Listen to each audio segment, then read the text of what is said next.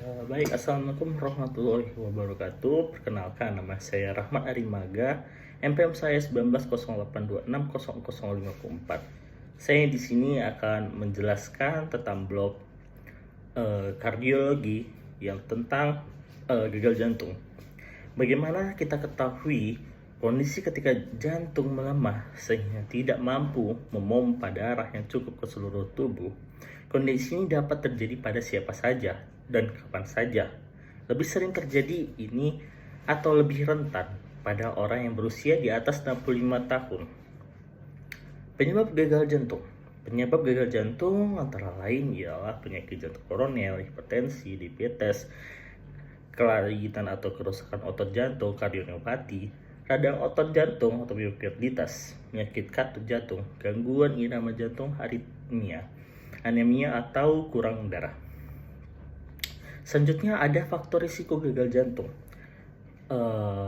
Pertama ialah usia di atas 65 tahun, memiliki keluarga dengan riwayat yang sama gagal jantung, dan memiliki berat badan berlebih atau bisa disebut dengan obesitas. Juga perokok aktif, sering mengkonsumsi makanan tinggi lemak dan kolesterol, dan juga jarang berolahraga.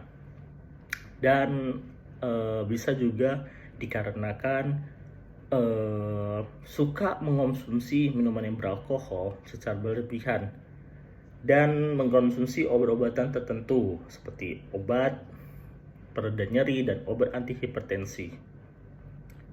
Selanjutnya gejala gagal jantung ini yang paling utama ialah sesak napas, terasa mudah lelah, pembengkakan di bagian kaki dan pergelangan kaki, batu secara terus-menerus.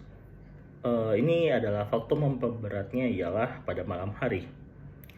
Selanjutnya berat badan naik, dan bisa juga berat badannya juga turun secara drastis, rasa cemas dan gelisah, terasa tidak nafsu makan, perutnya mengalami perkembungan, mual, dan juga bisa sampai linglung atau penurunan kesadaran.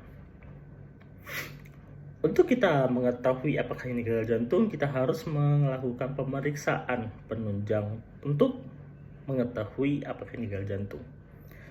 Pertama, kita harus melakukan tes darah, di mana tes darah ini untuk mendeteksi hormon brain natrate peptide atau bisa disebut dengan BNP, yang kadarnya meningkat bila terjadi gagal jantung, dan mendeteksi penyakit yang dapat menjadi penyebab gagal jantung. Yang kedua, kita harus meminta foto ronsen di bagian toraks untuk mendeteksi pembesaran jantung atau penumpukan cairan dalam paru-paru yang umumnya terjadi pada penderita gagal jantung. Selanjutnya, kita akan meminta EKG untuk merekam berubah aktivitas listrik jantung atau mendeteksi gangguan irama jantung yang bisa menyebabkan gagal jantung. Dan juga bisa melihat organ jantung secara lebih jelas dengan bantuan gelombang suara berfrekuensi tinggi. Selanjutnya ada CT scan dan MRI jantung. Ini untuk memperoleh gambaran yang lebih detail mengenai kondisi organ jantung. Kategorisasi jantung untuk mendeteksi penyebab pada pembuluh darah pada bagian jantung. Selanjutnya kita harus menata laksanakannya, dan ada beberapa jenis obat yang diresepkan. Yang pertama ada diuretik seperti spironolactone, furosemide, indamide, dan arsenide untuk mencegah penguapan cairan darah dalam tubuh.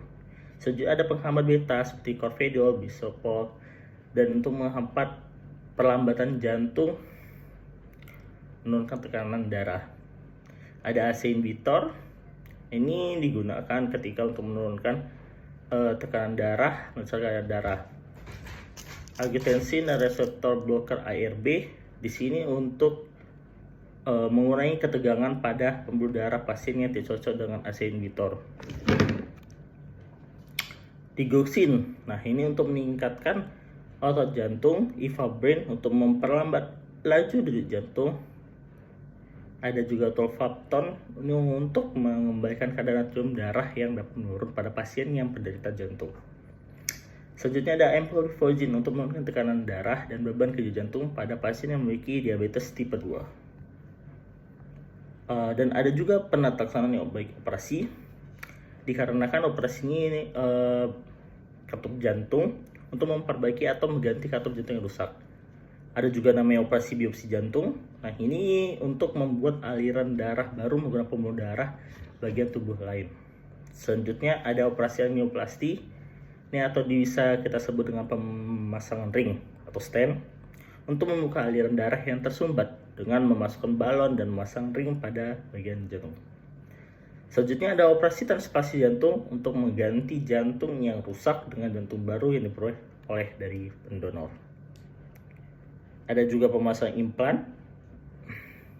Ada beberapa implan. Yang pertama ada alat pacu jantung. Ini digunakan agar dapat memompa darah secara efisien. Alat ini dipasang di balik kulit area bagian toraks. Selanjutnya ada implantable cardiovert defibrillator atau ICD. Di sini dihubungkan ke jantung untuk memonitor detak jantung. Jika detak jantung melemah atau berhenti, maka ICD ini akan mengirim sinyal kejut agar jantung dapat berdetak kembali. Yang terakhir ada left ventricular assist device atau LVAD. Perangkat ini dipasang di bagian luar jantung untuk membantu jantung memompa darah. Digunakan pada pasien yang sedang menunggu atau hampir mau menggunakan untuk tanpa jantung. Ada komplikasinya. Komplikasi gagal jantung ini berupa bisa kerusakan hati, perbaikan cairan pada paru-paru atau edema paru, tinggi tekanan darah pada arteri paru, hipertensi pulmonal, serangan jantung, malnutrisi, bisa stroke, dan kegagalan fungsi pada banyak organ tubuh. Dan bisa juga mengakibatkan kematian. Pencegahannya kita harus menjaga berat badan secara ideal, mengkonsumsi makanan yang tinggi serat atau tinggi protein seperti sayur, buah, ikan, dan biji atau serealia. Juga kita mengurangi asupan gula dan garam, mengurangi konsumsi minum beralkohol, berolahraga secara rutin, mencukupi waktu tidur dan istirahat, mengolah stres dengan baik, dan menghindari tidak merokok. Ya, ini mungkin ada juga beberapa referensi saya. Sekian dari yang saya jelaskan dari blog kardio ini. Ada kekurangan, saya mohon maaf. Sekian dari saya. Assalamualaikum warahmatullahi wabarakatuh.